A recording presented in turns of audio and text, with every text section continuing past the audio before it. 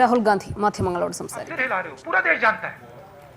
Army के किसी भी सिपाही से, जनरल से पूछ लो, आपको बता देगा कि नरेंद्र मोदी ने अपनी इमेज बचाने के लिए देश को झूठ बोला. भारत माता की बात करते हैं. भारत माता के 1200 स्क्वायर किलोमीटर नरेंद्र मोदी ने चाइना को दे दिए अपनी इमेज बचाने के लिए. रियलिटी है, मानो ना मानो.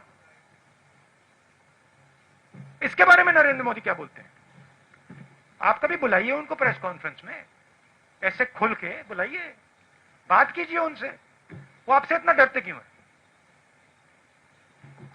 Thank you. I'll come to you, Bhai Sahab. Can we have Ramandeep from Punjab Kesari Jagbani? I'll come back. मैं बताता हूं वो क्यों डरते हैं आपसे. मैंने बात सोची.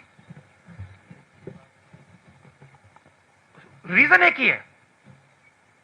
चाइना से भी वो इस कारण डरते हैं और आपसे भी इस कारण डरते हैं. वो सोचते हैं चाइना हमारी इमेज खराब कर देगा. वो सोचते हैं ये जर्नलिस्ट हमारी इमेज खराब कर देंगे. नरेंद्र मोदी जी को सिर्फ अपनी इमेज में इंटरेस्ट है.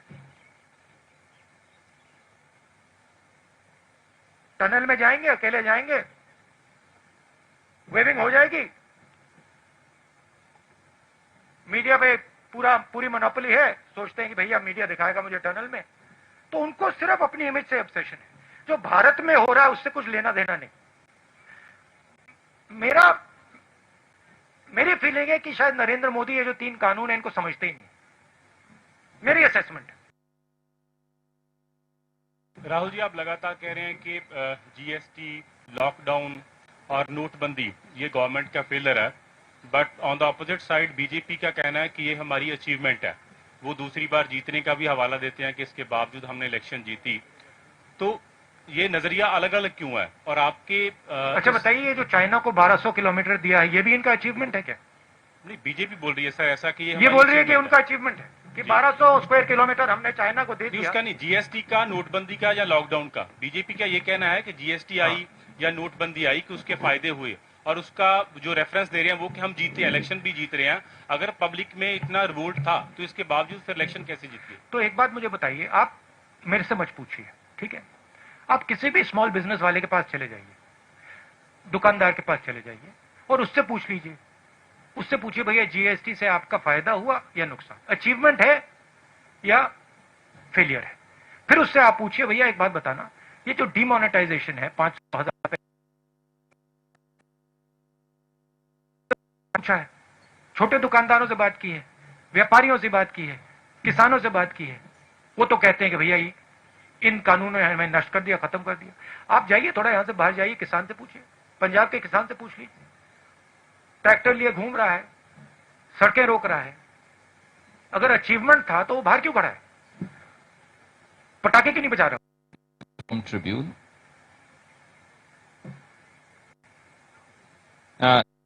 Let her pass the mic to you. Hello. Yeah. Rahul ji, there is a general perception across the country that an opposition with the Congress and other stakeholders is not as strong, and the BJP is able,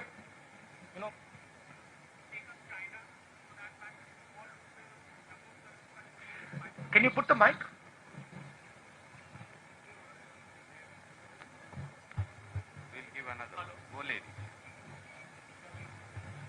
Hello. Yes. So they are saying that a weak opposition across the country, including the Congress. Do you think that the general perception that is it so that the BJP is doing everything that they can just because the opposition is not united across many states and especially in Delhi and at the center? See, an opposition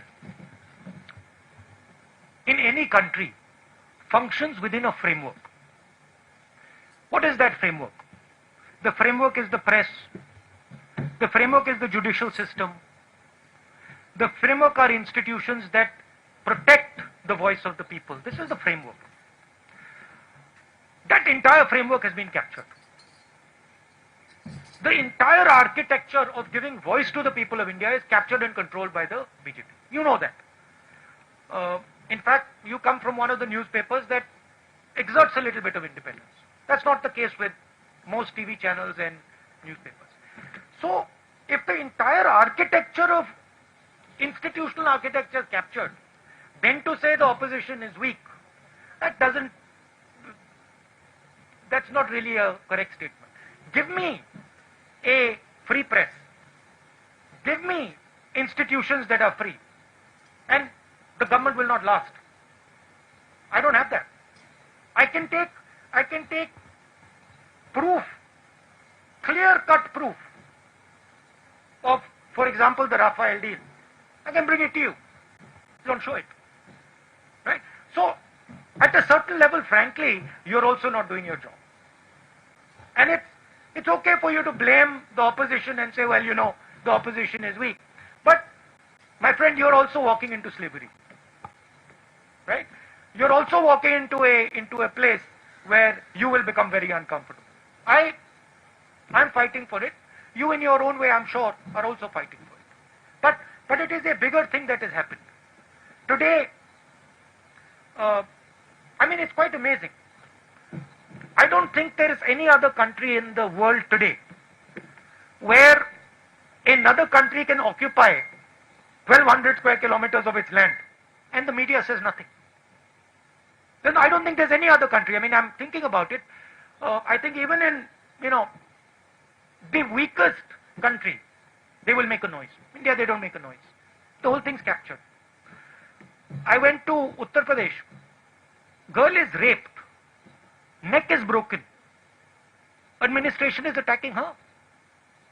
Administration is attacking the family. It's amazing. It is the result of a complete capture of the soul of this country. And it's a forcible capture. If it was captured with affection, I would be the first to stand by it. But it's a forcible capture. That's what we are fighting. And you will see, this fight will become more and more aggressive. Thank you, Arun Singh ji.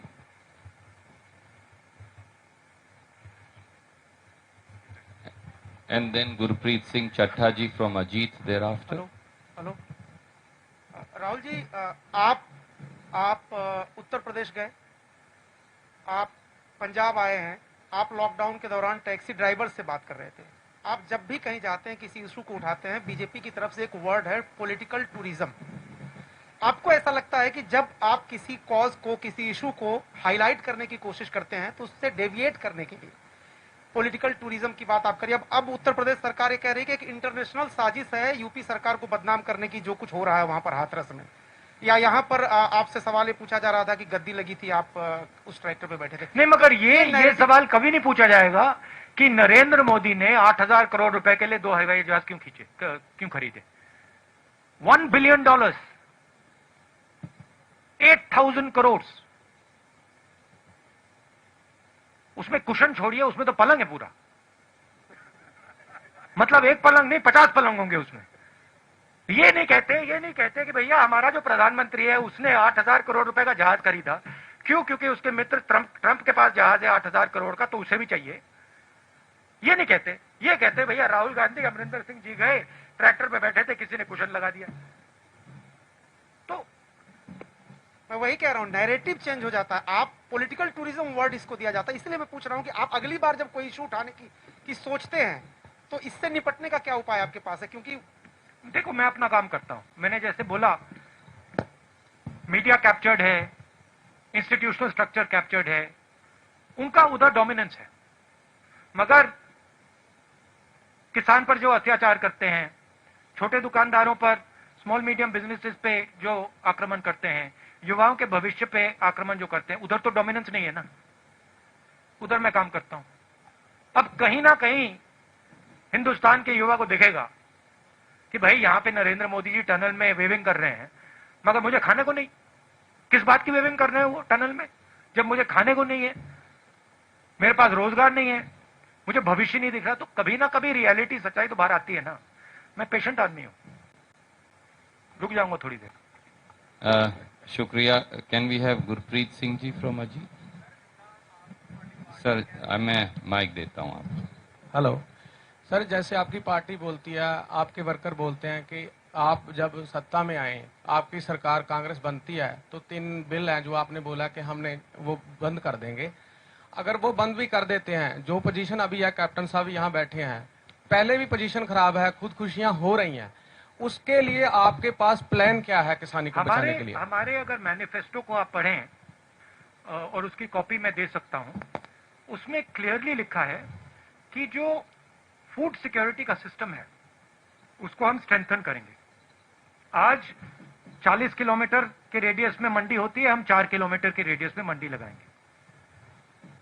हम इस system को, जो इसकी कमियां हैं, उसको सुधारने की कोशिश करेंगे, मगर हम इस सिस्टम को तोड़ेंगे नहीं, क्योंकि हम जानते हैं कि अगर हमने ये सिस्टम तोड़ दिया तो किसान गया। अब सिंपलिस्टिक बात है, नरेंद्र मोदी जी को शायद समझ ही नहीं है, पता नहीं। अगर आपने सिस्टम तोड़ दिया, अगर पूरा एग्रीकल्चर का आपने सिस्टम ही तोड़ दिया, तो फिर किसान की प्रोटेक्शन कहां रही? तो हमारी जो फिलॉसफी थी कि हम जानते हैं कि मंडियों में कमी है, हम जानते हैं कि वहां पे करप्शन है, बट हम इस सिस्टम को रिफॉर्म करना चाहते हैं। वो कॉम्प्लिकेटेड मामला है, आसान मामला नहीं है। नरेंद्र मोदी जी जो सच्चा चैलेंज है उसको एक्सेप्ट नहीं करना चाहते। नरेंद्र मोदी कहते भैया इसको तो मैं उड़ा देता हूं। अब black money is a difficult challenge. Narendra Modi उस चैलेंज को एक्सेप्ट नहीं करना चाहते, कहते मैंने नोटबंदी कर दी, खत्म हो गया, क्या लगा।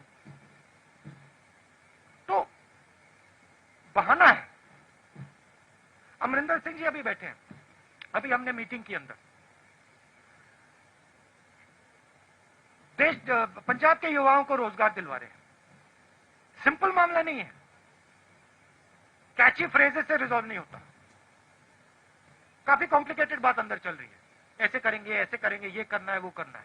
तो हिंदुस्तान को ये रियलिटी एक्सेप्ट करनी पड़ेगी, सच्चाई एक्सेप्ट करनी पड़ेगी। Mohammed from NDTV and then Rohit from Bhaskar.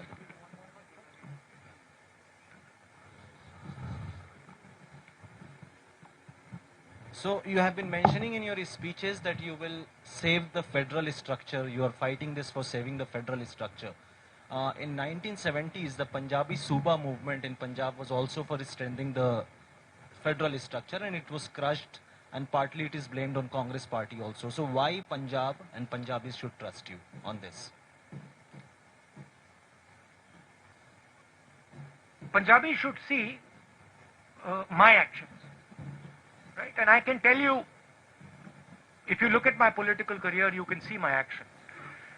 Don't just look at my words. I came to Punjab and I've learned a lot from the Punjabi people. In fact, if you were to ask me, you have given me more than I have given you. So I have in a sense, a debt to you. Qarz hai. So in my mind, I believe that the people of this state